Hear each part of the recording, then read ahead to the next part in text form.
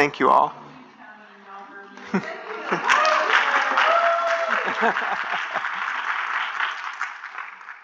Thank you all. Could you all hear me okay? Good? All right. Had to wait for Rubie. We needed our moderator to get going. I'm John Stuhlman. I'm Senior Curator of American Art here at the Mint. And on behalf of Dr. Todd Herman, our President and CEO, and Beth Cortopella, Chair of our Board of Trustees, I would love to welcome you to the Mint this afternoon for our panel discussion, Purpose and Passion, HBCUs in the Arts. Before we get started, though, I want to turn it over briefly to Ebony House Bradshaw, our Head of Human Resources, and she's going to read our land acknowledgement.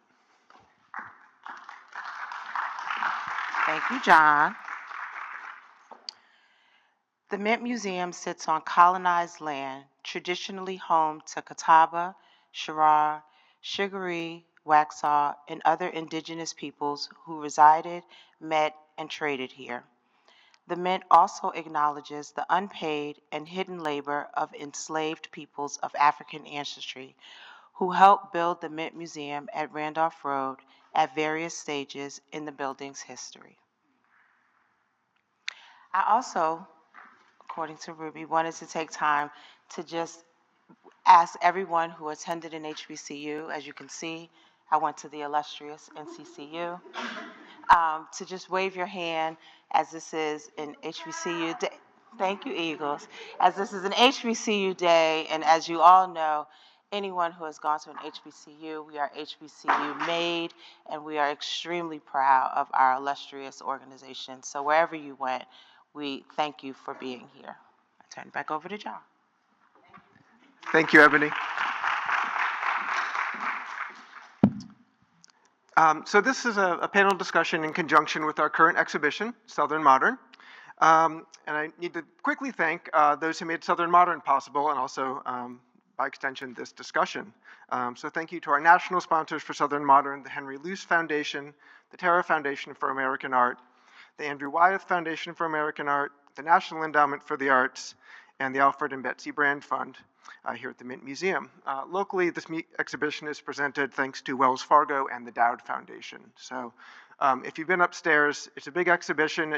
This is the last stop on its national tour, and those things take a lot of resources. There are loans in the show from more than 50 different lenders, more than 100 works of art, and a catalog to go along with it. And so we rely on all of those people to help make it possible. I also want to thank our band for playing, and all the vendors up on the landing for being here today, and our photographers and videographers documenting the event as well. So I wanted to just speak briefly, before I get out of the way and turn it over to Rubie, a little bit about how this program fits into the exhibition Southern Modern. Southern Modern is the first exhibition to bring together major works of art created in the South and about the South during the first half of the 20th century. It's a chapter of American art history that typically gets left out of the stories about American art, and was inspired by really my own ignorance about the topic when I started here 19 years ago, and got to know our collection and got to know other museums and collections in the area, and started seeing all of these amazing works by Southern artists that I'd never heard of in my more traditional art historical training. And so that was the genesis, was just wanting to learn more about these great works I was seeing and wondering why they weren't part of what I'd been taught. And so we worked to bring together as many significant paintings and works on paper as we could to survey it, to kind of show strength in numbers, and have a catalog that will document it into the future after the show is dispersed. But as part of that, as we were looking at the checklist and looking at the artists who were important in the South during this period, we realized that it's a period when culture and art are really starting to flourish in the South. It's a moment when many museums, including the Mint Museum, opened in 1936. And it's also a moment when many art departments at colleges and universities started to develop around the South. And many of the artists in the exhibition had ties to those, and specifically to HBCUs. So if you look at, these are all works from the show, since primarily from now on we're going to be talking, so I thought we'd start with some visuals. On the left there, work by Hale Woodruff, who helped to found the art department at Atlanta University in the 1930s. On the right, James Porter, who is a key teacher at the art department at Howard University, which was founded in 1922. Oops, go back. Lois Mailou Jones there, who was had a brief stint here in North Carolina at the Palmer Institute before going to teach at Howard. This was an image from her time here in North Carolina. And then James Porter on the right again, who was also a professor at Howard. And then the show also has a number of works by some significant students who attended these places. Elizabeth Catlett, who went to Howard, as did Alma Thomas, and then Benjamin Wigfall, who's at Hampton. So as we thought about the exhibition and realized all of these significant works were a part of it, we asked Shawnya Harris, who's going to speak today. She wanted to write about the impact of HBCUs. So if you look at the exhibition catalog, that's her essay in there. It's a great resource to learn more about the impact that these artists had and the significance of these programs. So with that little context, I'm going to introduce our panel today, and then turn it over to our moderator, Rubie Britt-Height. It's going to be a minute. We have an amazing panel, and they have long bios, and I'm not going to get into all of the details, but I feel like it's important that you know who these people are and all of their significant accomplishments. Shawnya Harris is the Larry D. and Brenda A. Thompson Curator of African American Art and African Diasporic Art at the Georgia Museum of Art, where she's worked since 2015. Harris began her museum career here in North Carolina and earned a PhD in art history from the University of North Carolina, Chapel Hill, and her undergraduate degree comes from Yale University. Shawnya has curated numerous award-winning exhibitions, including a recent retrospective Emma Amos Color Odyssey, which traveled to the Philadelphia Museum of Art, among others. Her exhibitions and publications have garnered several awards from regional art associations, including the Southeast Museums Conference, the Southeastern College Art Conference, and her national awards include the James Porter and David Driscoll Book Award in African American Art History for the publication Expanding Traditions, selections from the Larry D. and Brenda A. Thompson collection. Shawnya completed a fellowship at the Center for Curatorial Leadership in 2001 and was recently named the Georgia Association of Museums Professional of the Year. Next to Shawnya, Dr. Leo Twiggs was born in St. Stephen, South Carolina. He received his BA summa cum laude from Claflin University, and he later studied at the Art Institute of Chicago and received his MA from New York University, where he studied with Hale Woodruff. He received his doctorate in art education from the University of Georgia, the first African-American student to do so. As professor of art at South Carolina State University, he developed the art department in the IP Stanback Museum. He was named professor emeritus there in 2000. Dr. Twiggs has had more than 70 exhibitions over his lifetime, including the powerful Requiem for Mother Emanuel, which was shown here at the Mint Museum. He was the first visual artist to receive the Verner Award, the Governor's Trophy, for outstanding contributions to culture and the arts in South Carolina, as well as the Order of the Palmetto. He is also the subject of a wonderful recent documentary by South Carolina Public Television, which was released this fall, and I encourage you all to watch it if you have not already. Next to Dr. Twiggs, Dr. Alma S. Adams is currently serving in her 5th term, representing the 12th Congressional District of North Carolina. In Congress, Dr. Adams serves on the Committee on Education and the Workforce and the House Committee on Agriculture.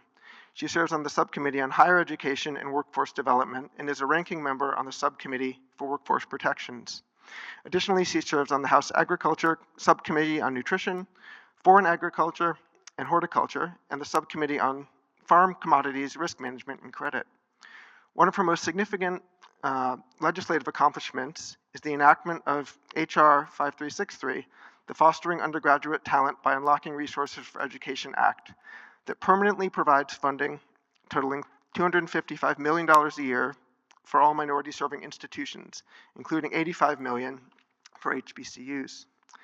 Another is the establishment of the new $50 million Research and Development Grant Program for HBCUs and MSIs in the 2023 federal budget. After receiving her BA and MA from North Carolina A&T and her PhD in art education from The Ohio State University, Dr. Adams taught art at Bennett College for nearly 40 years.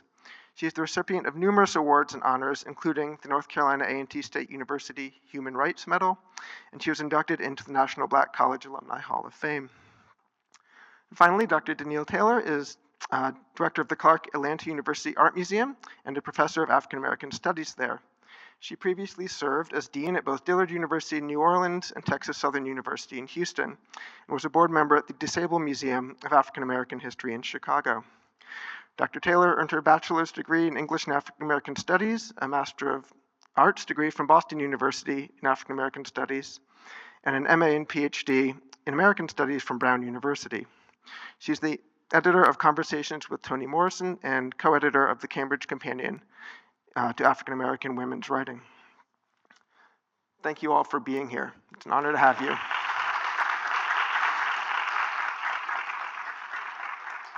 And finally, Rubie, I'm going to introduce you. Rubie Britt-Height is a proud graduate of Hampton University. She is currently the Director of Community Engagement at WFAE. Very sad that she is no longer here. It was my honor to work alongside her here at the Mint, where she served in the same role for over a decade. During her time here, she oversaw dozens, if not hundreds, of impactful community and public programs that connected the museum with our community in deeply meaningful ways. She was the co-chair of our DEIA committee and managed the popular Mint to Move cultural dance program and also our Greer Heights after-school program. She is the recipient of numerous community awards, most recently named one of QC Metro's Great 28. She is a commissioner on the Charlotte-Mecklenburg Public Arts Commission and also serves on the Mecklenburg County Advisory Committee. Rubie, thank you so much for moderating the panel today. Glad to have you back.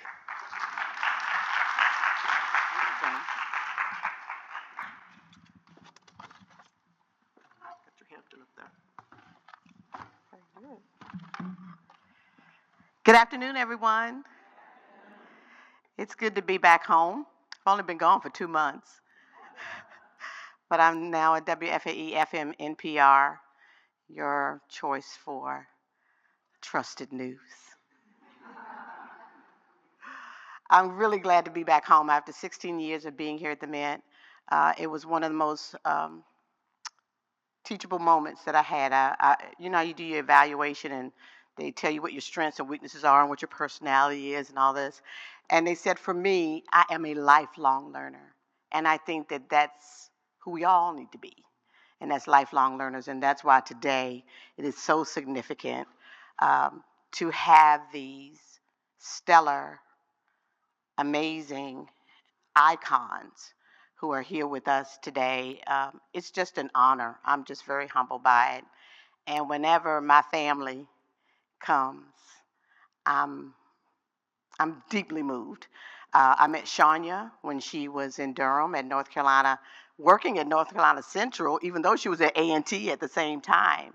And that was about 25, 30 years ago, maybe, that she was already doing her thing. And then Dr. Twiggs with Requiem for Mother Emmanuel, we did powerful programming with that exhibition, which is, if you don't know what that is his response to the massacre that happened in Charleston at Mother Emmanuel Church. And so we had his exhibit here for several months and did powerful programming. He did coffees with the young artists and critiqued their work. And he's 90 years young. And so, and his girlfriend slash wife is here, Miss Rosa. Miss Rosa, wave your hand. As they used to say in the community, she's his ace boon coon, because she was there with him growing his collection in her role, and we'll talk about that just a little bit at the end, but her role of just being there for him to help with his batik work that has so many processes to it. And then Dr. Alma S, she was just with us earlier this year. We honored the high school, regional high school district for North Carolina Congressional District, the high school winners. And she brought her students here and their family and their parents, and we did a reception for them and showcased their work, and she announced the winners, and the winner ended up being able to go to Washington, D.C. and see her work on view in the legislative building there. So we welcome her back here. Dr. Coleman, we just met her, but we have heard so much about her work, and I want to be a part of the Toni Morrison conversation. I don't know how, I think a lot of us would like to be a part of that conversation, because she changed our lives with her writings and poetry. And so the work that you're doing, at Clark, Atlanta University is so significant and so powerful, including Basquiat. And we know a lot of young people are into Basquiat now. So she brought Basquiat, Michelle Basquiat, to his work to her university, and she is doing incredible work. So with them here and what you've heard, you realize that you are you're part of history. The likelihood that this will ever happen again is not likely.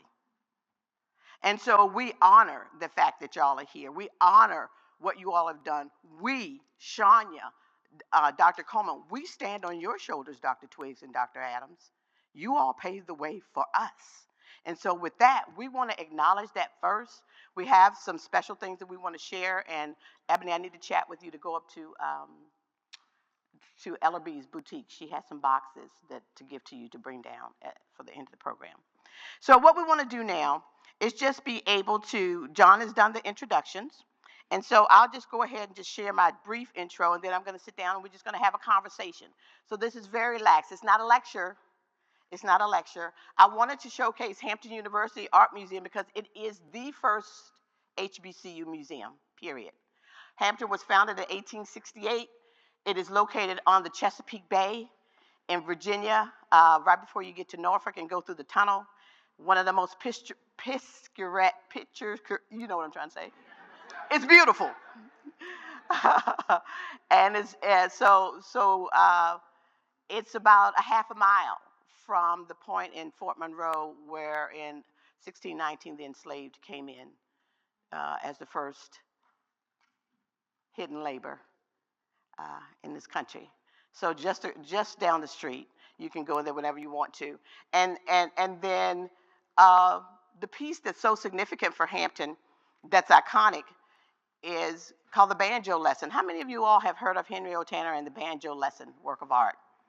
It is iconic. And so it is owned by the Hampton University Museum. It will not be going up for sale for any price at all, because this is a part of what HBCUs have done.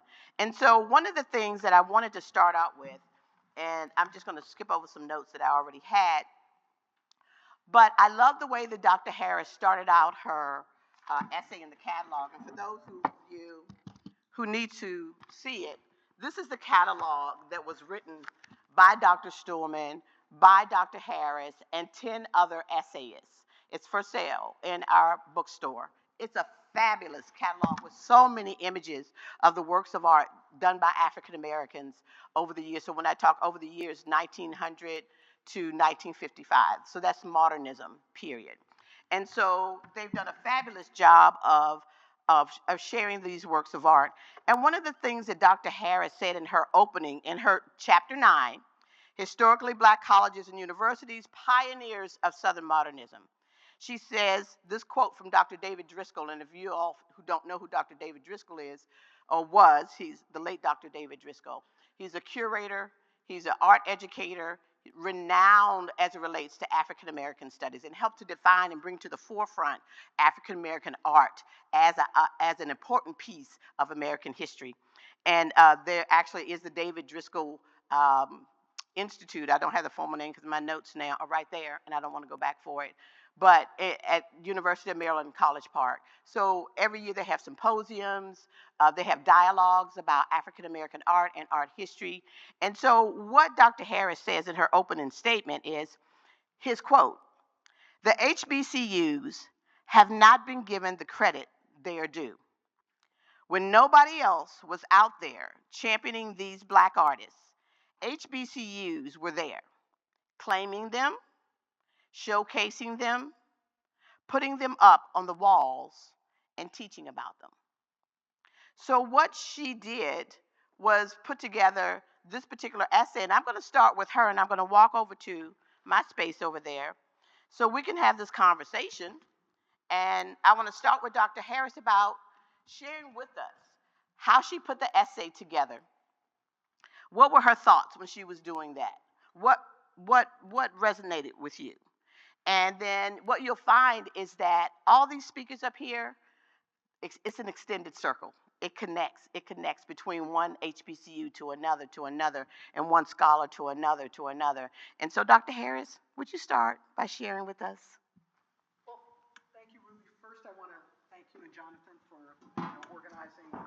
this panel. I just wanted to thank you for organizing this panel because I do think that it's, vitally important. But, just to resonate with something that you said earlier about, this is family to me, that's pretty much kind of how I envision HBCUs, particularly artists who originated or teachers that originated from HBCUs. I just, for sake of clarity, I did not formally attend an HBCU, but I actually am a student of HBCUs. I had several cousins that attended Hampton, Howard, Virginia Union. My family comes from Virginia. Some that attended A&T, State University, North Carolina Central. So I always had a connection to HBCUs indirectly, even though I hadn't attended. But what I realized early on in my education, even being, all transparency, like Jonathan, I'm a Yankee also, was born in Connecticut, is that everything that I studied, I was an African American studies major, focused on art history, came from HBCUs. And all of the figures, David Driscoll, all of these individuals that I eventually met over the years, they were my heroes. They were the foundation for everything that I was studying and that I was interested in both museums and also in academics. And so for me, I had to, punctuate, my contribution to the catalog with that. As Jonathan will probably tell you that he has been working on the checklist as well as the exhibition for several years, and I'm, and one of the things he said, well, Shawnya, do you think you can talk about HBCUs? And I'm like, of course. It's everything that I come from. And so in terms of one of the drawbacks, though, of writing the essay was that I couldn't write more. So I tried to focus on just the time period of, the exhibition itself. But I'm like, this is an encyclopedia that could be formulated around all of the figures that have emanated out of historically Black colleges and universities or have intersections with them and those collections. So it was actually frustrating because I'm like, oh, I need to talk about this person or that person. But I'm like, no, they came a little bit later. That'll make the essay about 40 more pages long. And the other frustrating part, but, and I could say that the essay I hope will be a beginning, is that when I was doing research, I've researched various artists, but that there was no kind of comprehensive essay that I could find that talked about the intersections of all of these people through HBCUs. And so I'm like, oh my goodness, this is like really important, like time period to like be doing this, to show not only were, these artists important, but their intersections with HBCUs not in those networks not being discussed as important to the formation of Southern modernism. So we know that artists like Hale Woodruff, and Dr. Twiggs can talk about that.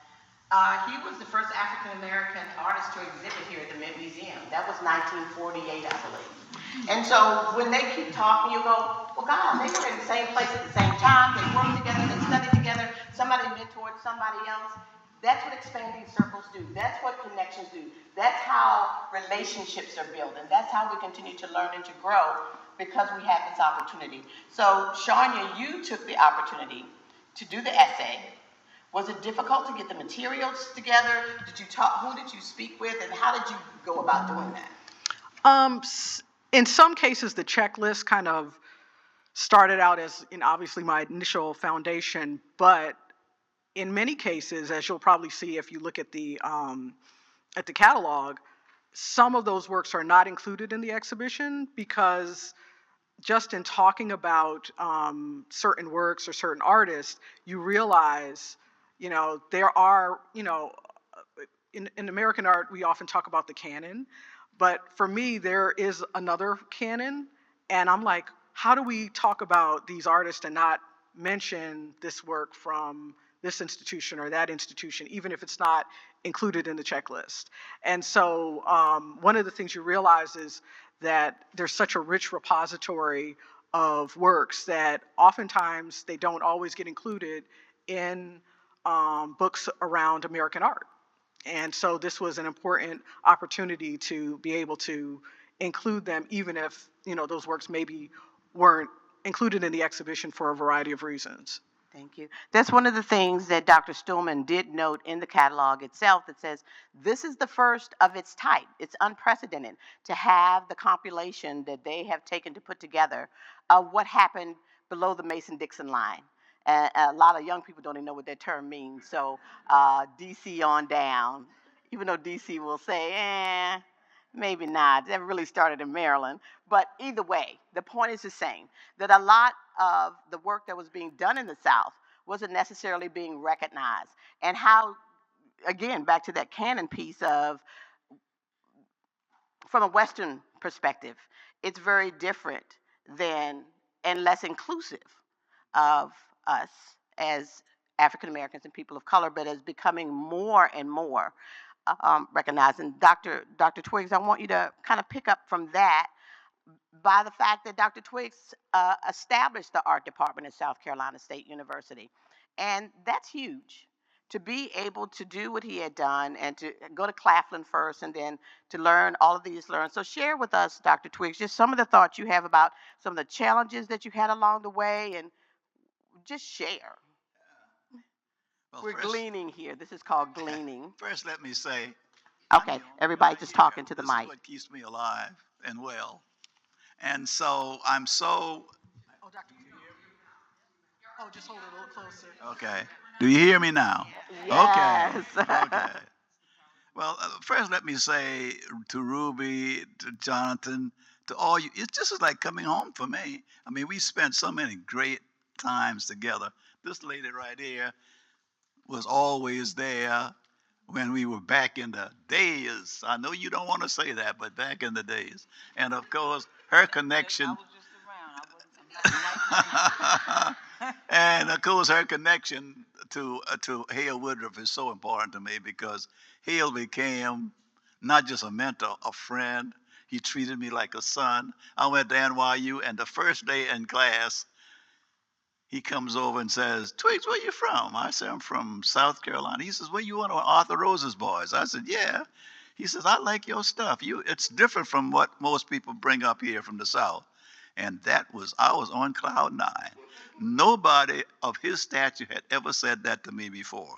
And I started painting, and they were doing abstract expressionist stuff, throwing paint all over the place, and I was thoroughly lost. I can tell you, I was thoroughly lost. And Woodruff never said, he just looked at me and smiled. We'd have coffee at Chock full of Nuts out there. He never mentioned my work, and I was just working. And so every day I would walk up Fifth Avenue one day, Third Avenue another day, and go to all the museums. I had a course in field trips to museum, and I just look at work. I remember going to the Guggenheim and seeing an exhibit of Philip Guston. And at the Guggenheim, you start at the top and you come down. There was a retrospective. And if you saw in your book a Philip Guston painting, that was one of his early things. And as I came down, I got more and more confused, because when you got to the bottom, those great things that Philip Guston did, man, I did. And slowly it just started coming. It just started coming. Then I started feeling the texture and I looked at Klein's work and walked under those buildings in New York City, and you could see the girders. You can see where he got his idea. The Kooning, you could see what he did to a woman, how he dissected, and I began to get it. And at the end, we had this critique in my class, and when we had there was this guy there from Mississippi. He says, "I think the most improved person in this class is Leo Twiggs." Woodruff said, "Improved?" I knew he could do it. And to me, that was the beginning of another phase of my life. Now, let me tell you a little bit about my program at South Carolina State. Before I do, there's a a fellow who used to do a newscast a long time ago. Most of you would not remember. His name was Paul Harvey. And Paul, conservative, I left his rapid fire delivery. He was just sharp like that. And he, at the end of his program, he always had a segment called The Rest of the Story. And so I think what I want to do is talk about the rest of the story here. Perhaps things that you did not really know. One of the things that I found out over my years is that you cannot build an art program, especially a visual art program, because we're talking about the visual arts now. We're not talking about the musical arts. And the musical arts led in the schools because the music people had doctorates. And the African American schools wanted to have doctorates because that helped their accreditation. And so as a result, the visual arts program was stepchildren. And if you had a guy who was more interested in music than in art, then you just sat on the sideline and grind your tires. You didn't get anywhere. And so, but what's important is to have the top man, the president, support you. I was talking to Alma and she was saying the same thing. When the top man supports you, then you can go places. Because the president at South Carolina State wanted to match Claflin. Claflin had a good program. I graduated from that program, getting a lot of publicity. Arthur Rose was out there. He said, we want to have a program like that. And so I started getting together a gallery at first. And I had a gallery that's in the corner, in the bottom of the library, in the corner in the dark. And I had these great brochures. You know, you'd think it was a handsome gallery.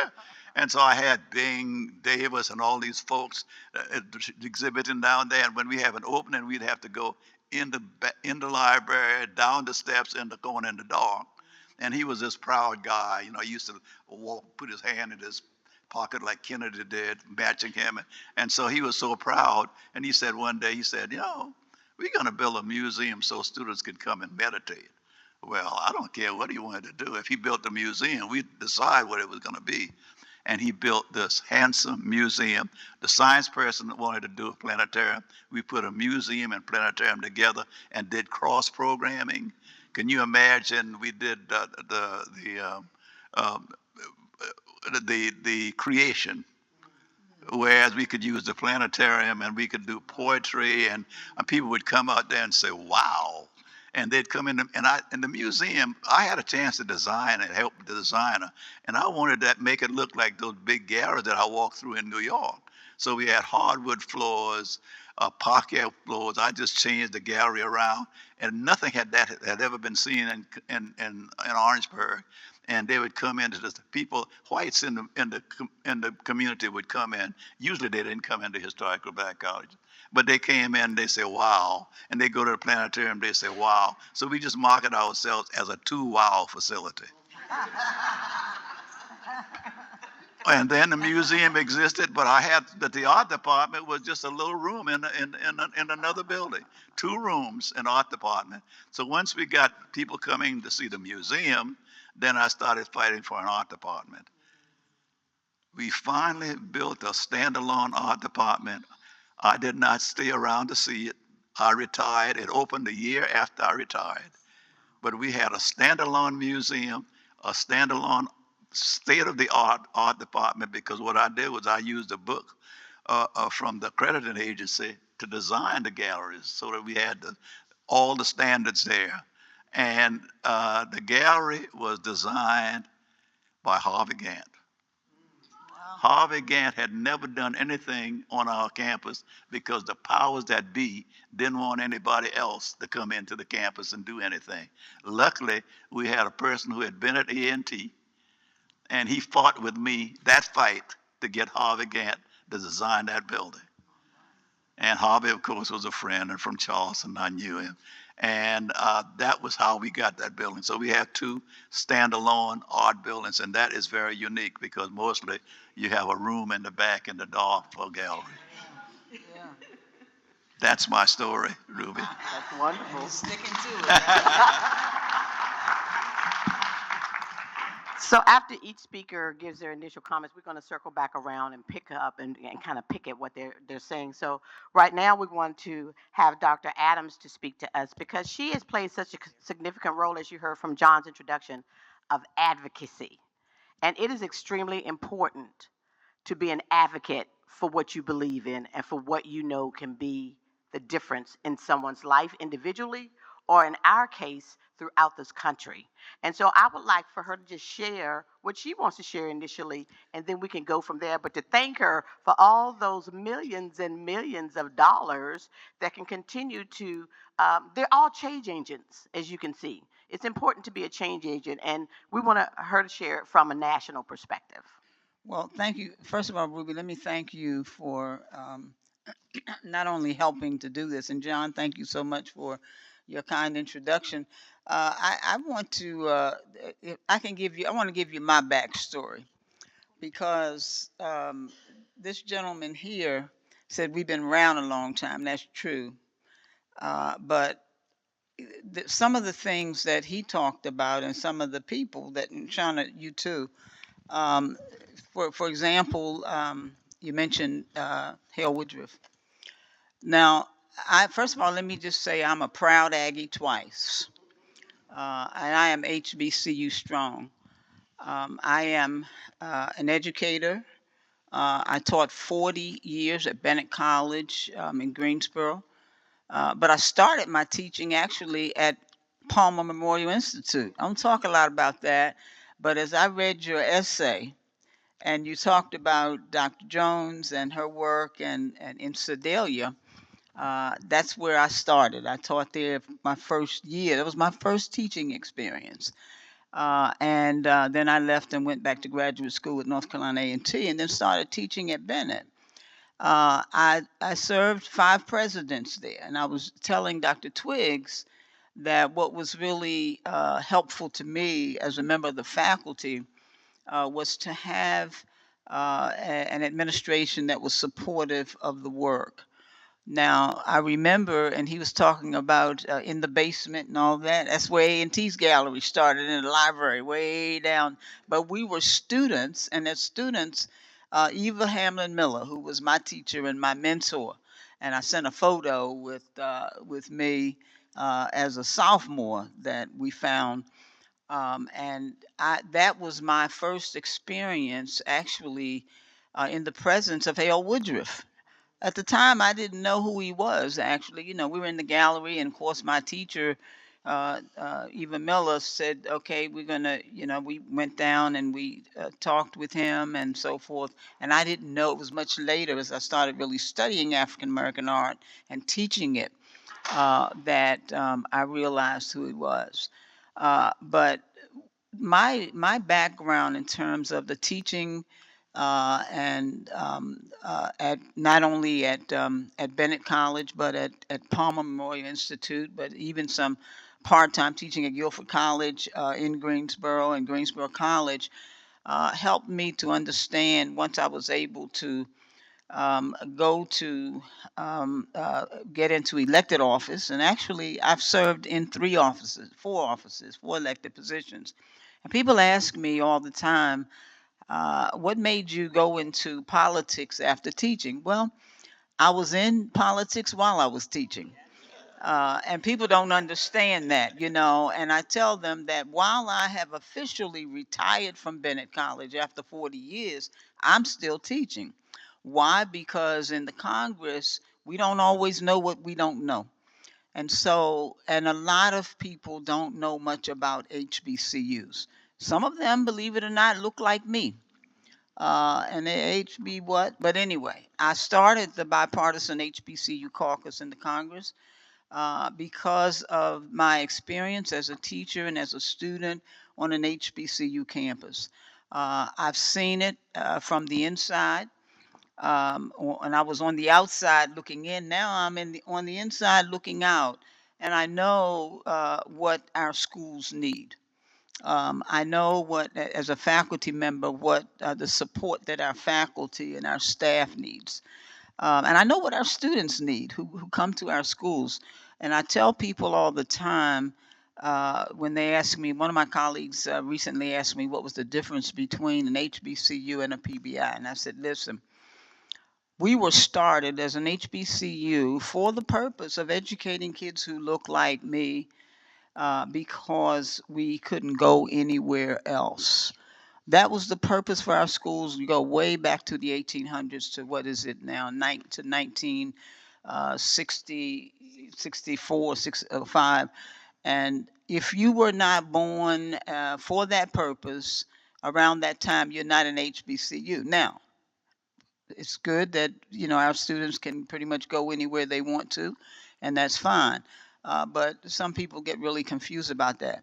So in the Congress, I have used what I know, having served in these institutions, having been taught by great professors at North Carolina A&T State University, who from the very beginning as a freshman helped me to understand who I was, what my history was all about. I grew up in Newark, New Jersey. There were only a handful of kids at my high school that looked like me. I was not encouraged to go to college, but to get a trade. That's what they used to tell us. But my mother thought differently. My mother was a woman who was very strong in her beliefs. She did not finish high school. She didn't go to an HBCU or any CU for that matter, but she was smart enough to understand how education would be my pathway. Indeed, it has been.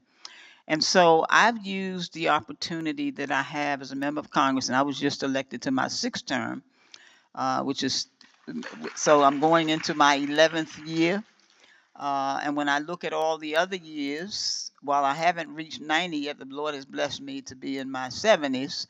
I do know that it's really important for me to continue to advocate. Advocating also means educating. You have to let your colleagues know, because I have only one vote in the Congress, and I have to get a majority of the votes for in committee or whatever to get whatever I need to get through. Now, Dr. Stoll mentioned the Future Act. That's what that bill is.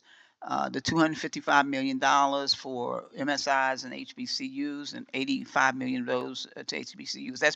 Those are permanent dollars. They will be there. But one of the things that I have found out, Rubie, and to this panel, and I know you know if you've been on these campuses, we have a serious problem across these campuses. 107 HBCUs right now. I'm trying to get to all of them. I'm proud that I've visited many of them, and I have 12 honorary degrees from 12 of them, and one from a major majority school. But the point is, I have seen some of the struggles that we're still having after almost 200 years of existing. The funding has not been equitable. And so as a result, many of our schools, the buildings on our campuses are as old as our schools. Now that means that creates a disadvantage for our faculty, for our students in particular, because infrastructure is a big issue. And this is why I am still pushing my bill, Ignite, institutional grants, new infrastructure, technology, and education. Because we have got to, our schools, we don't just want them to survive, we want them to thrive. And that's important to me. And so that's what I do in the Congress. There's a new bill, and I did bring it, and I have copies for folks. It's called the Arts. But anyway, what we're going to do with that is to try to get some additional money. And we've got, right now, we're working on the appropriations bills. There are 13 titles. And when you think about it, when you look across government, there's funding everywhere. We just have to find it, and we just have to claim it and make sure that that our schools and the funding that we need for them becomes a priority. And so that's been what I've been about. I don't apologize for it. I'm HBCU strong, and I mean that when I say that it was an HBCU that gave this poor black girl who walked those ghetto streets of Newark, New Jersey, an opportunity to come and to learn, and they were able to do that, and so I was able to then complete my master's and my bachelor's from A&T and go to get my PhD from the Ohio State University, but only because of the North Carolina A&T and HBCU. So that's my testimony, and I approve that message. Thank you so much. And with Dr. Coleman, she's down there in the South Mecca of Atlanta, and so with Clark Atlanta University.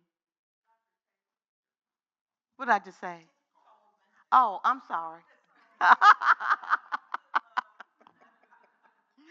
Thank you, Dr. Taylor. So I want to just ask you, from your experience in being at Clark Atlanta, being also in the mix with other African American or HBCUs as well, what are you seeing are what's impacting the students? How can they collaborate and work together? What are some of the points that you make as an art educator with the students of today that may not necessarily know our history, and maybe that is an influence on valuing what's important? Well, you gave me a tough one in a way.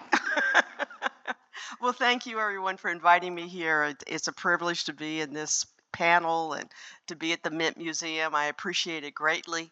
I'd like to go back a little bit because I do have a long experience at HBCUs and a longer experience as a teacher across disciplines, and from the Midwest, from Indiana University Northwest, the Art Institute. I've been a lot of places, Dillard, Texas Southern, and I came to CAU. And you get, when you're at our schools, it is a calling. Because if you don't love black children, you really shouldn't be there. Okay, so you have to have that kind of devotion to be successful. And you will do things that you didn't anticipate because of that love and that devotion to institutions that prize black genius, that value it. So I came to Clark Atlanta University as the Dean of Arts and Sciences. And I had gone back to the faculty, and I was in, being a full professor in a graduate program is a sweet spot.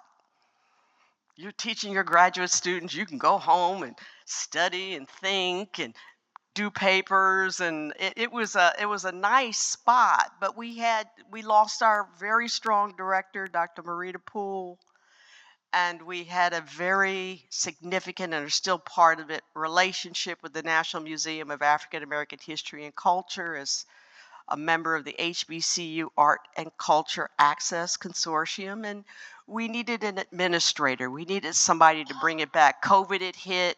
You had 2 years of students that didn't know there was a museum. The place was dead. And so there are different needs at different times. And so when I took on this responsibility, my background, I know black culture.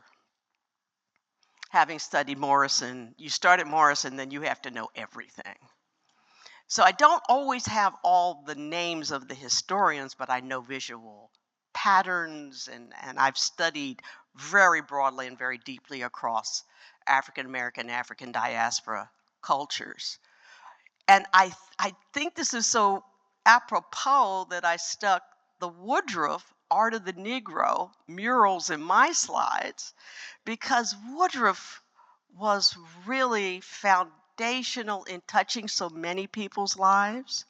And to your point, John Hope was the president of Atlanta University. And people don't know about John Hope very much, but he really was considered the preeminent educator, and that's who John Hope Franklin's parents named him after. He put together the notion and began that notion of an Atlanta University Center. He began that work and got Spelman to say, okay, we'll educate undergraduate women. Morehouse, you will devote yourself to African American men. And Atlanta University will be the graduate school in the Deep South for African Americans. It was John Hope that put that together. And the Trevor Arnett building in which we are housed was the graduate school library. And he created the nexus, the site where we are, and actually where Morris Brown is, and where you see the old pictures of Du Bois, who also taught at Atlanta University. I mean, the faculty we've had through there. So you know everybody got a fabulous education because we had such a strong faculty. That's our old campus. Morris Brown is there, but where we are located now is the Atlanta University Center. So we had the graduate programs. And it was John Hope who recruited Woodruff to come back from Paris and teach at Atlanta U because we didn't have an art program. So he started that studio art program at AU and Spelman and the high school. He was teaching because everybody was very fluid. There's always been a fluidity. It's changes over time. Right now, I've identified kind of what we have a really significant collection. It's an extraordinary collection, which if you go down into the basement, I've got it all fireproofed and everything now, but oh man, I mean, so the infrastructure spends a lot of my time working, keeping facilities to keep it right. They hate to see me coming. You have to have a little bulldog in you. You've got to keep at it. And so you have to educate. You're always an educator. And you're educating your board. You're educating your faculty. You're having to educate the new administration because our administrations change a little too much. And you're always going like, oh, I just said that a couple months ago. Now I got to go back. And so you're always having to educate everyone. But where we are now is an interesting, Atlanta's booming, and it's an interesting time in the arts and Black culture. And it's a very complicated scenario. When Woodruff started those art annuals, that's when we started collecting. He came in 31.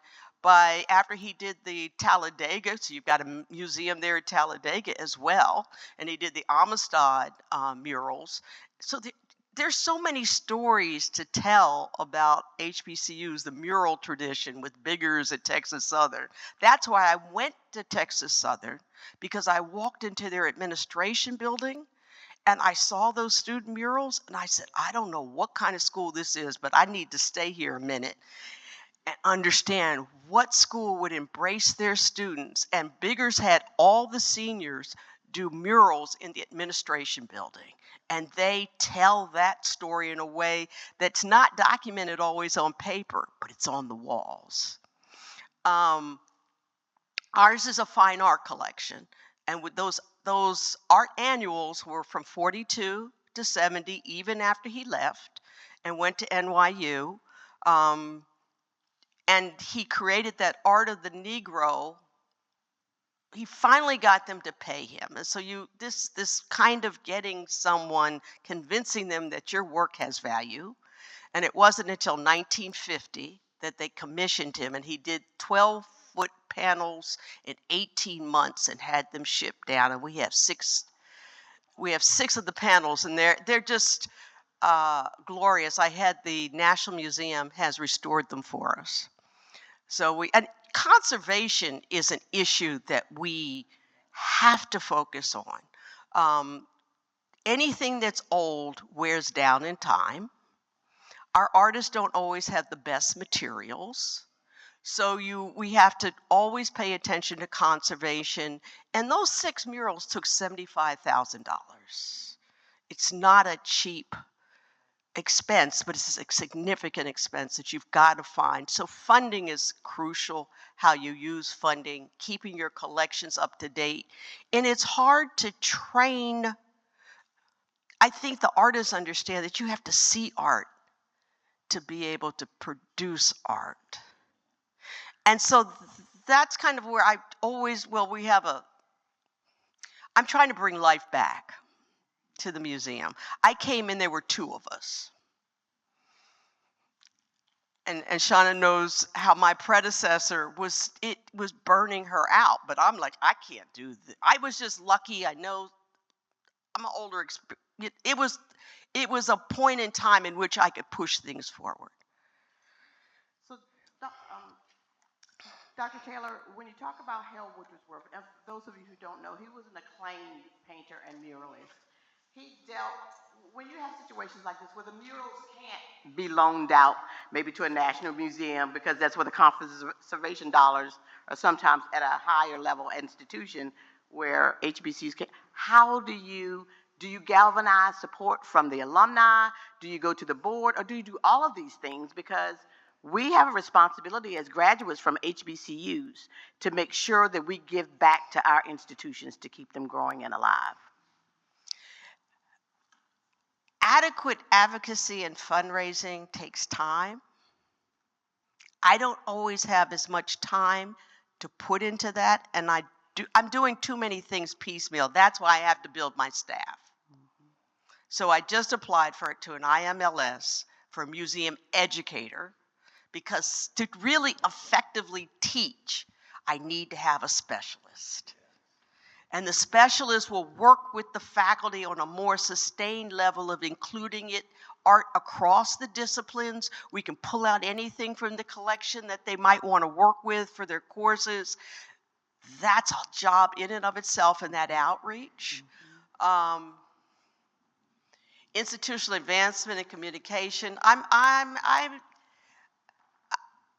I've got some things that I'm trying to cook up, particularly with alumni and alumni groups. I'm going to try and do more in Chicago. I know that market. I spent 20 years there. And to your point, it's interesting because the Art Institute of Chicago wanted to borrow the murals. And we got a little bit into a spiff, like, how are you going to take those down? Are you nuts?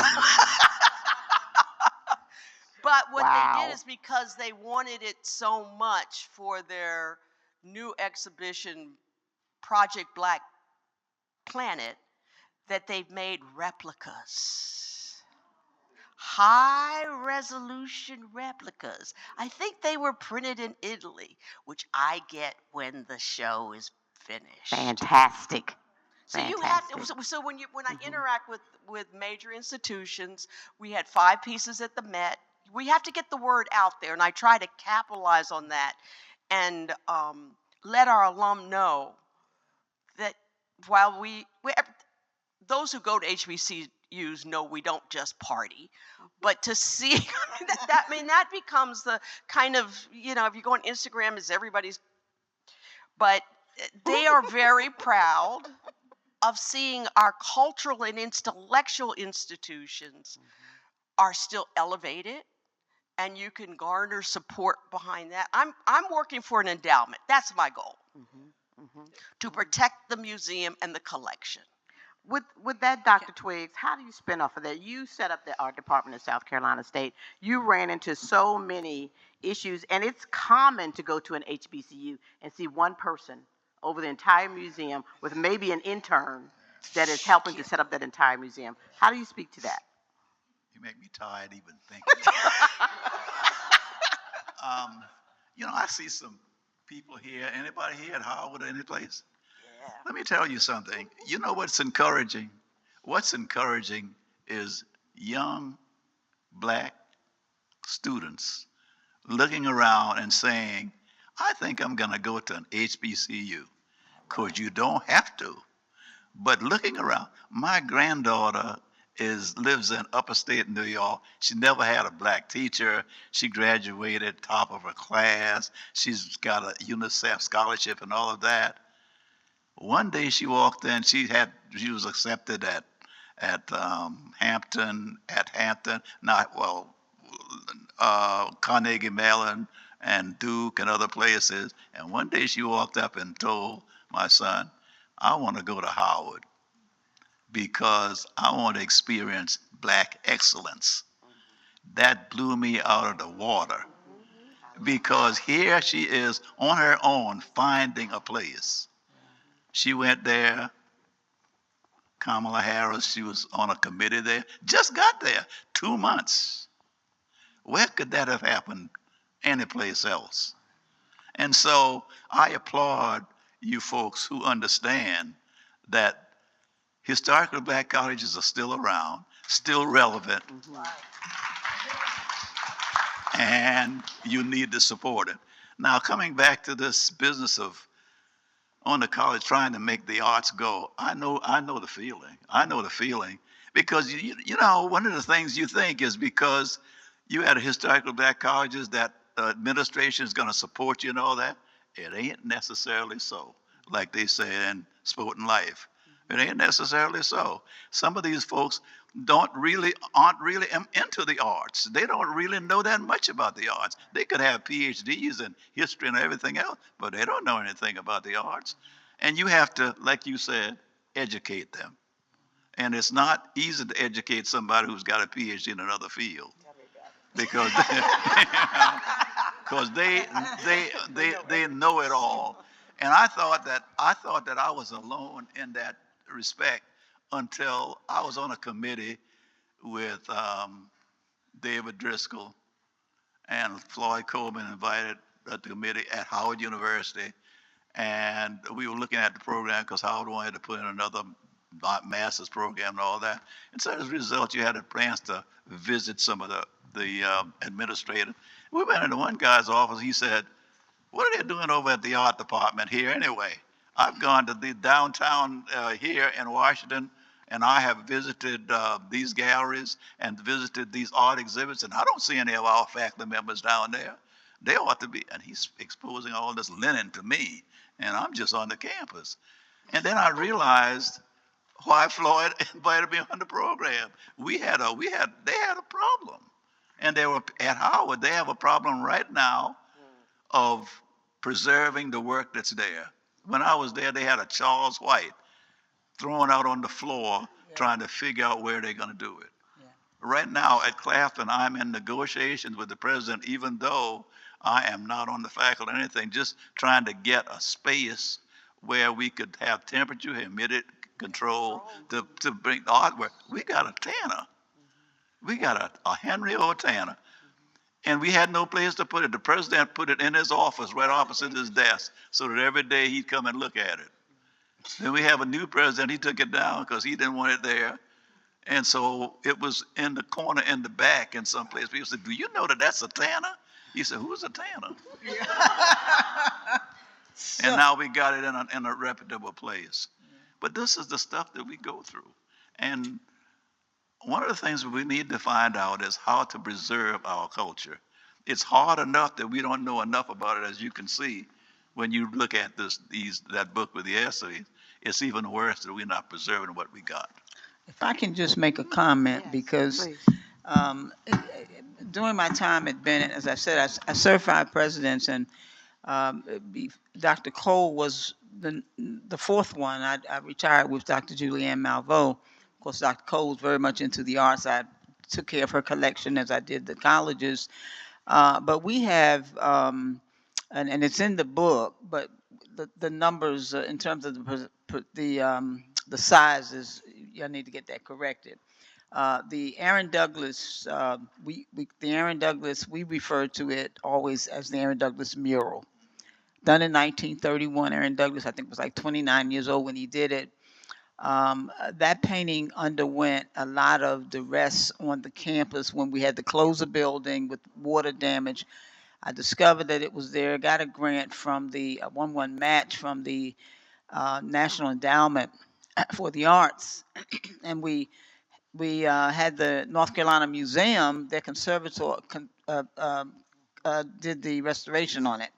And the restoration was pretty successful. it was about 89%. That piece, that's why I went upstairs to see if it was here, but it's still at the North Carolina Museum of Art. Before I left, I put it on loan there because they have adequate spacing for it, lighting, and so forth and so on. Conservation of these works are so important. Uh, Ruby, when you asked the question about the challenges, uh, our schools have got to survive because our collections are inextricably tied to our schools. And so I think what we have to do, uh, we have to hold governments accountable, not just your federal government, but your state governments as well. Um, I think there are lots of foundations that would provide some support, but we don't have on our campuses people to write the grants and do all those kinds of things. So I understand what you're saying.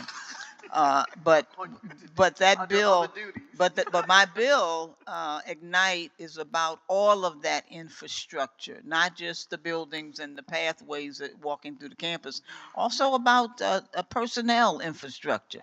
You know, we got to make sure that we have the people there. I tell young people who said, "Well, I don't think I want to go to an HBCU." Check your catalogs. I guess they still have them, and you'll see the background of your faculty and your staff, and you'll see that you've got some of the best faculty and staff who well trained. Many of these people that they were talking about, I knew. I knew John Biggers quite well. I've met Dr. Driscoll and all these other folks. So, and of course, I went to study at the Ohio State University to get my PhD there. But I had to teach them some things because they didn't know about who I was and my history and so forth. But that conservation issue and making sure that we preserve these collections, and you are so right. People don't know, they don't even know what we have. So you've got to have people on these campuses who can really help not only to restore that, but to really get people to really understand. And we got to teach our faculty who are there because they just don't know.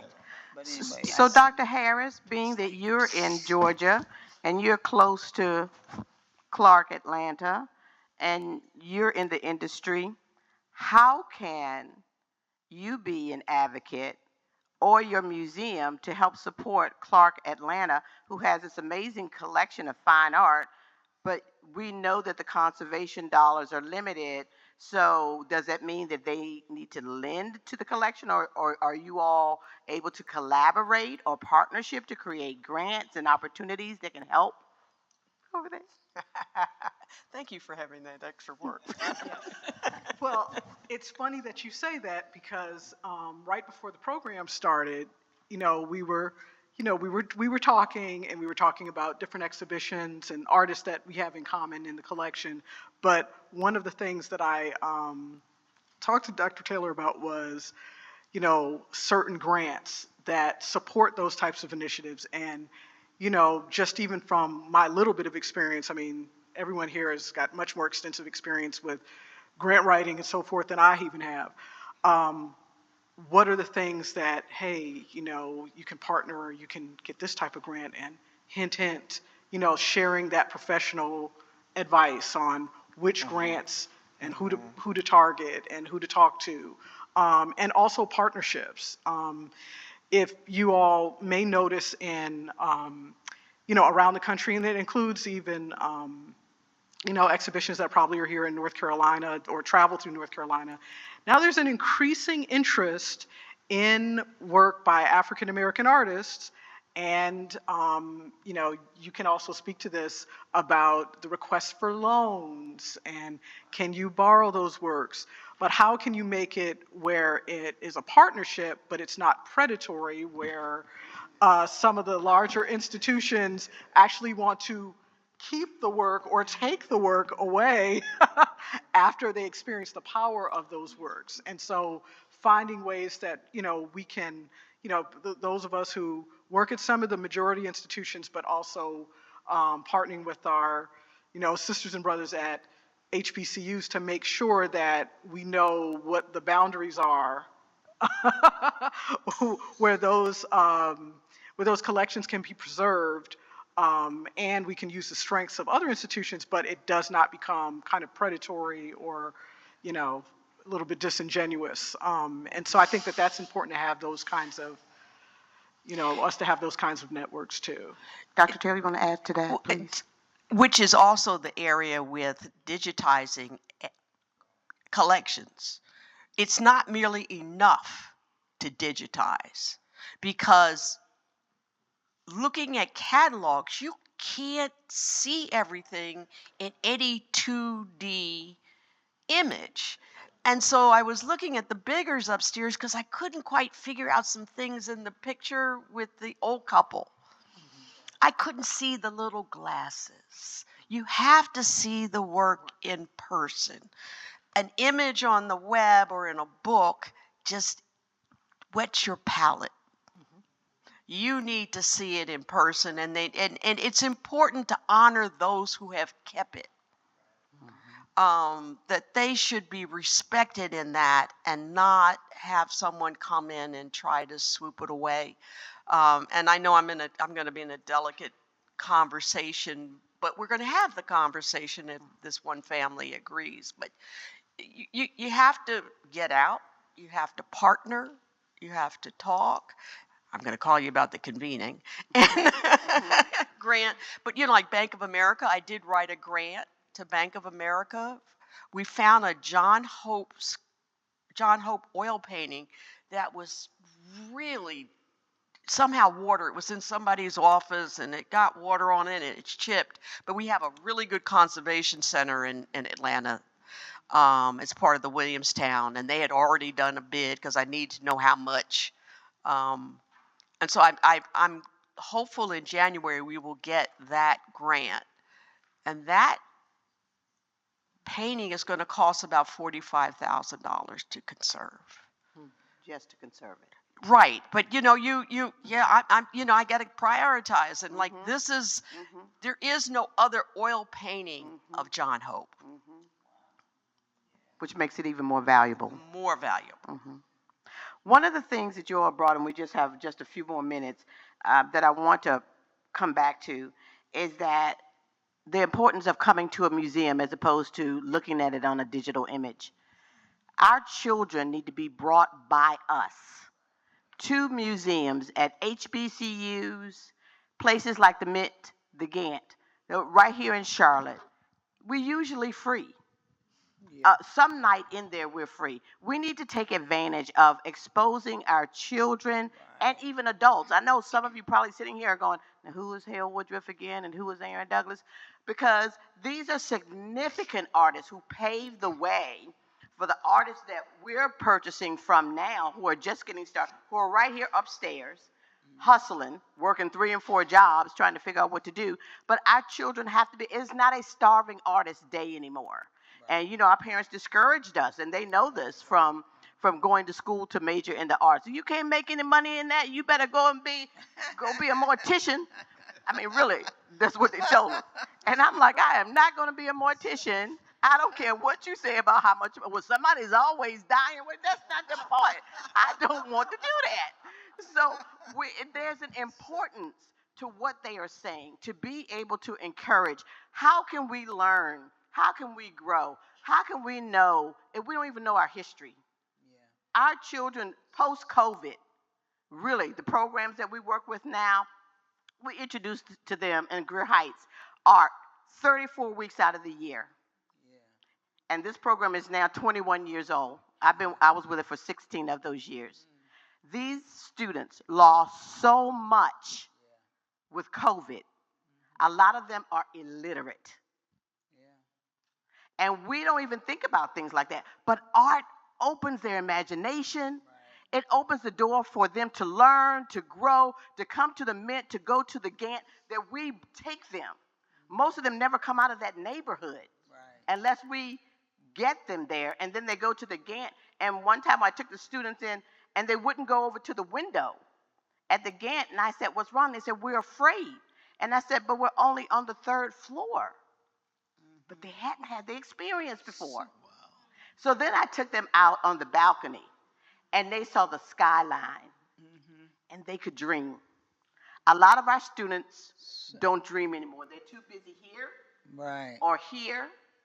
And it's important for us as educators to continue to emphasize and continue to, that's what we glean from you all, to learn to grow. Some of us just need to sit down and shut up and listen to what older people have to say, because there's girth there, there's value, there's importance. Those are the things we need to, and we can learn so much. When we're young, we think we know everything, and we really don't. We're learning, we're growing. And so the investments that you all have made, and to continue to advocate the way you're doing now, you're making sacrifices when you're at an HBCU, because the salaries are not the same. No. But you're in a better situation. You know, because you've worked with NCCU and worked with A&T, to be able to learn that. So now she's in a position, I was in a position, Ebony's in a position where we can come from an HBCU or HBCU experiences and help other students to grow. Anybody want to respond to that? Can I just say, you know, you talked about exposing young people. I think it's also important to give them an opportunity to be creative.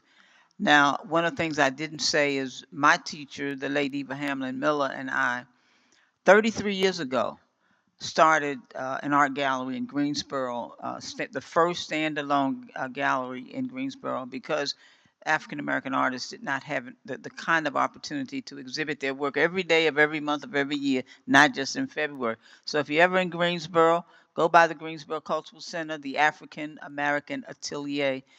We are 33 years old. We have a youth program. The kids not only have an opportunity to, and young artists and other artists have an opportunity to exhibit there, but also the young children have an opportunity to actually be creative in the studios. And that's important too. They not only do they have to see art, I think it's important that they actually create it and make it too. Dr. Twiggs? You know, one of the things that we should all be proud of is art history. And Jonathan, you can attest to this. There aren't that many African Americans in art history. That's why I'm so proud of this lady right here. Because if you're not in art history, then you're not researching about us. And if you're not researching about us, and let me tell you, I know you know, art history is really a very, Exclusive club. yes, exactly. Thank you. That's it. And so if you don't go into it, and if you just say, I'm going to do some dabbing in it, they don't count that. They don't count that. You got to say, I've got a degree in art history. And it's not easy to get a degree in art history because they're not encouraging you to go to that.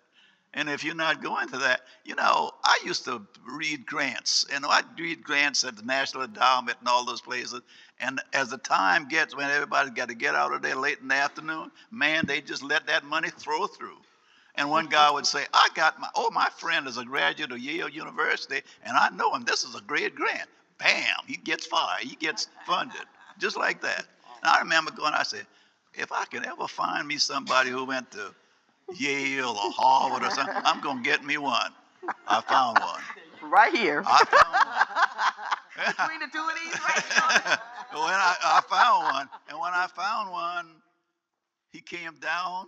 He was a part of our museum. Guess what his major was? Wasn't in African American? Renaissance. Renaissance. Here's this black guy who knows more about Renaissance than any of the guys in the city. There was a guy at USC who was to pastor us and all of that. He blew him out of the water because he could speak French, German, and Italian. So he read it firsthand. He didn't have to read it secondhand in the book.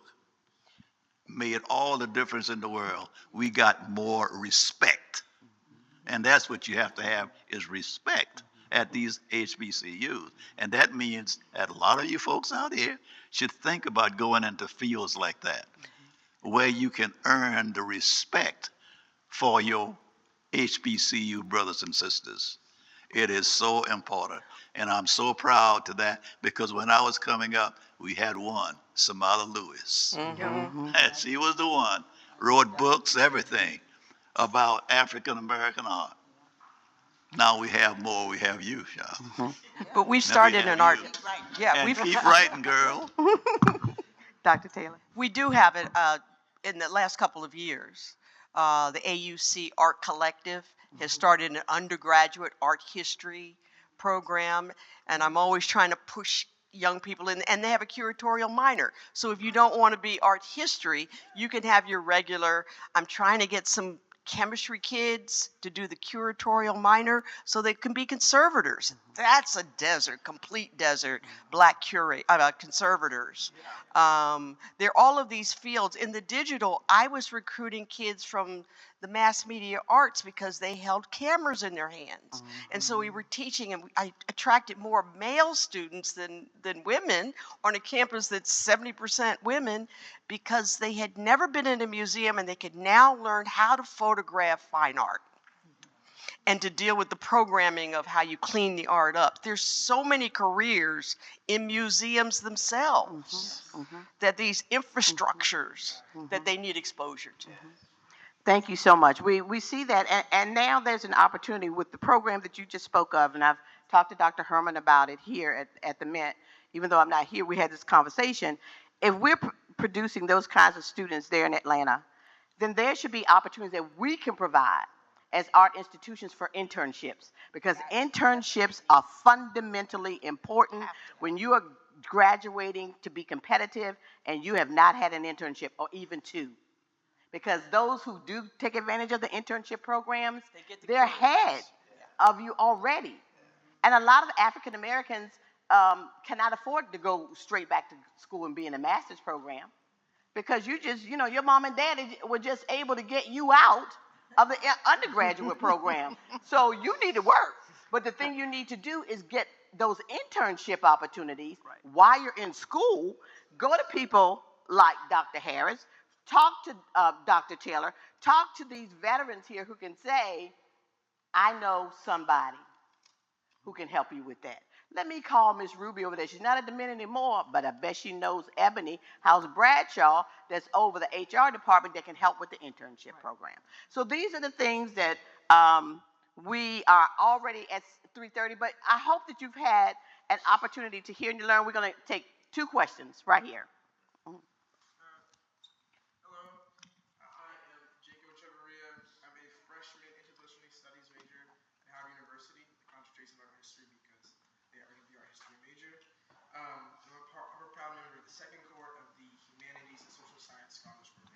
Scholarship focus on producing undergrad students who want to get a PhD. I want to get one in museum studies or history to become a curator. But I had a question about Black art collectives in terms of their relationships to universities. So I was wondering, what role in collaboration or solidarity have Black art collectives done in terms of preservation or conservation of Black art, but then also what can they do further to support these institutions around the U.S.? Great question. So when you say Black art collectives, like in what sense do you mean it? I mean, okay, I would say, there's a collective in Charlotte called Black Market, which is focused on bringing together Black artists to be able to support their work. The Mint has done, I think, a few shows with them, but then also student organizations that are on campus. How can those student contributions, but then also professional organizations meant to collect Black artists into one space, contribute to these historical archives on campuses, but then also campus exhibitions and shows? I think, it gets back to Rubie's point earlier about advocacy. I think that's one of the biggest things, and also kind of creating a sense of visibility. In many ways, I mean, all museums, but particularly those at historically Black colleges, people don't always know that you exist. I mean, you're amazed. Even the students on campus don't know where the art museum is.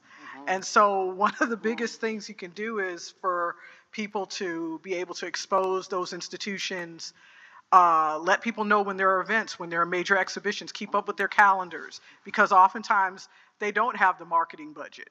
I mean, even at our museum, at the Georgia Museum of Art, I mean, that's one of the biggest complaints we have, is not having the bigger marketing budget to blast people constantly with all types of marketing materials and promotion. But particularly at other institutions that are low staffed, they don't have the ability to, I mean, even in cases where, you might say, oh, but, you have the internet now. Well, somebody's got to program and send those Instagrams out, send out those social media messages. It can't just be the one person staff member doing everything, so being able to, find ways to be able to promote those activities and those opportunities at those institutions and to get people more involved is one thing.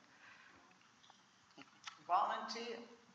Right. Serve as volunteers in these organizations, and search out some of the smaller nonprofit organizations that are really trying to promote artists, and because you all have some great skills in terms of really helping get the word out. When I came up, we had typewriters. Remember? One of the things that we have been able to do at the Mint Museum, because Charlotte is so rich, and I'm going to close out with two things. Charlotte is so rich with young artists right now. You would not believe. If you go to the VAPA Center, that's the Visual Arts and Performing Arts Center right uptown, there are over 300 young artists there just getting started, just doing their thing. They pay like $3 per square foot because it's a county building. Okay, so this is a new opportunity for young people who didn't have this opportunity before. Here at the Mint, this was with the Thornton Dial exhibition that was like several years ago. The artists, local artists were saying, we never get a chance to be in the museum. How can we ever think of being in the Mint Museum? So I started a program called Artist Response.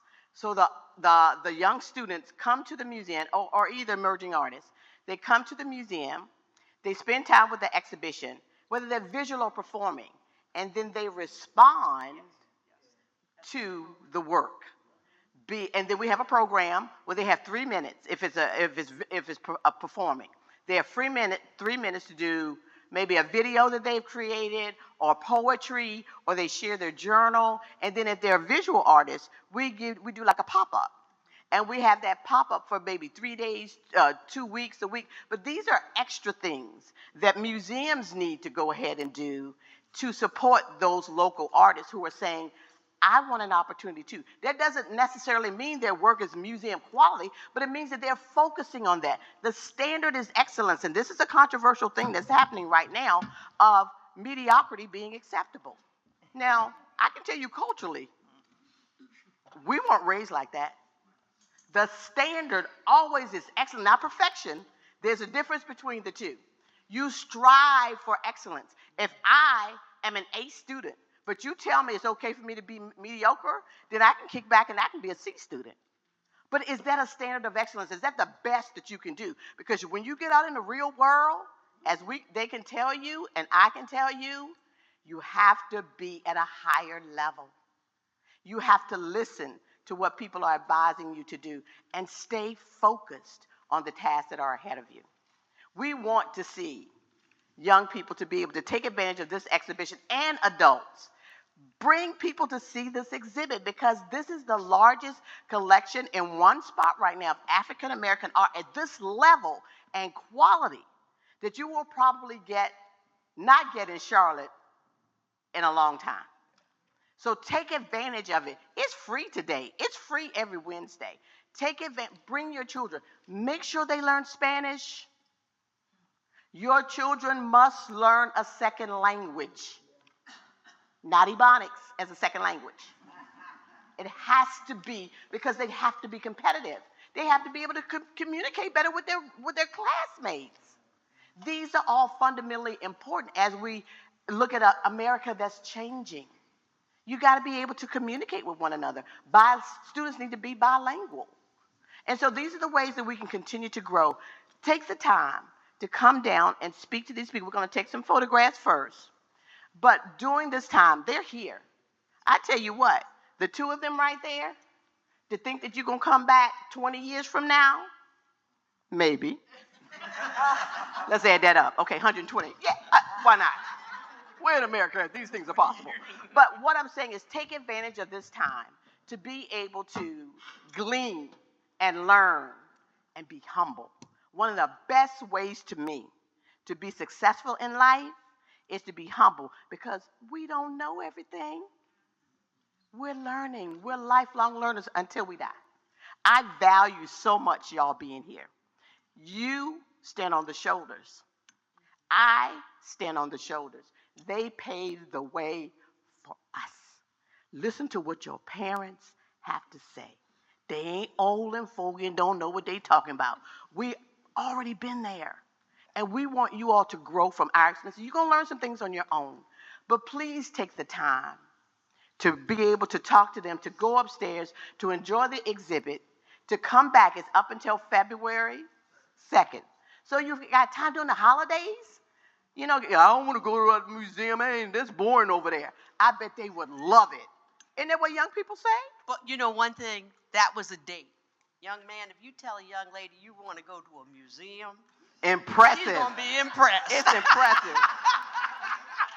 And we promote it that way. We actually promote bringing dates on Wednesday night to the museum because it's free, and be impressive. You can always come first for a few minutes so you can know a couple of things and be ready. But thank you all so much. We want to give some recognition very quickly because it's important that we do that as well. So Evan, if you will come down. One of our vendors upstairs is a graduate of North Carolina Central University. She majored in costume design.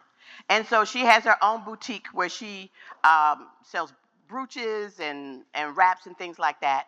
So I want it, are there any particular? Okay.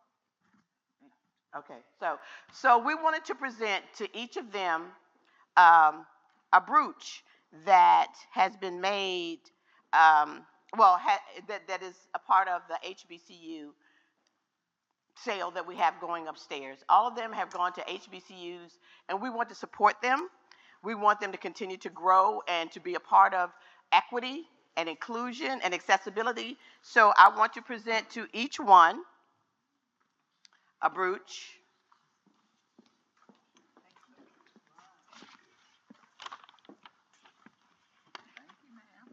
Now, you know that's for your girlfriend, Dr. Twiggs. Yeah, it's sitting right there. So, Ms. Rosa, if you don't mind, could you come down for a moment? If somebody needs to help her, please help her. So when Dr. Twiggs does his batik work, and it's a extensive process to that. If you don't know what that means, just look it up, and you can learn more about it. But he's one of the few in this country that does this type of intensive work. Well, part of it is when he gets to a certain point, and I learned this from watching your video. This PBS video is fabulous. You got to watch it, from South Carolina PBS. Part of the process is he needs the fabric ironed before he can go to the next level of production. For decades, Miss Rosa has been the part of the process that people didn't know about, another hidden figure that we didn't know about. So I want artist Nellie Ashford, would you please come forward as well? Mother Nellie, would you please? So for those of you who don't know who Mother Nellie Ashford is, she is a major self-taught artist here in Charlotte. If you go to the Charlotte International Airport, you will see her murals on the wall. That's how significant she is. Some of you all have her work in your home. And so I mentioned to her about what Ms. Rosa used to do. And I said, Mama Nellie, I know you probably have some, because I've seen some of your pieces where you talk about mothers ironing with the old ironing boards, or they would put them in between ladder back chairs because they didn't have the legs to them. So we're talking old school, and the kids would be sitting around. And these are the things that artist Nellie captures in her work. And so I said to her, do you have anything around the house? She's like, oh, let me see what I got, because she's always got a stash. And so she said, well, what time is your program again? I said, well, it starts at 2. And she said, well, I'll be over there in a few minutes. So artist Nellie met you, Dr. Twiggs, when you did Requiem for Mother Emmanuel. She's an amazing artist. Her work is in our collection. So Miss Rosa, she created this piece for you. And it's mixed media, collage on canvas, fabric, paint, acrylic, paper, threads of a quilt from the early 1900s.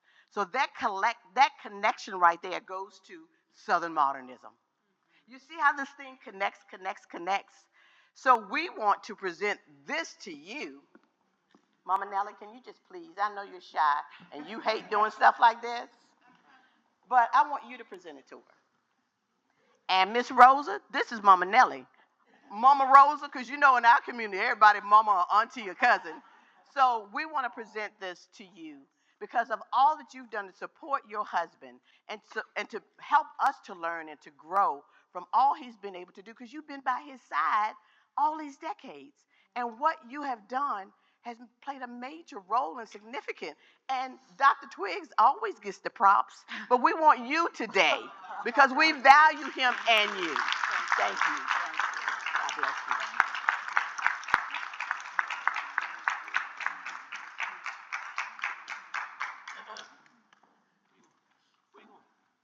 Oh.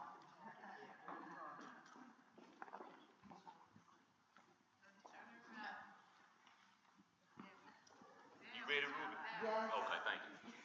Drop it down. Appreciate it. Here we go, ladies. 1, 2, 3. Thank you very much. So thank you all for being here today. Thank you, Dr. Twiggs, for sharing Miss Rosa with us. Thank you for doing the essay. Thank you, I didn't say Mother Adams, but I'm just going to say it because she let me say it the other day. So for what you're doing in Washington to get us the funds that we need so we can do what we do. Thank you all for coming. Don't forget to enjoy the exhibition. Go upstairs, meet one another, greet one another, and thank you for coming today.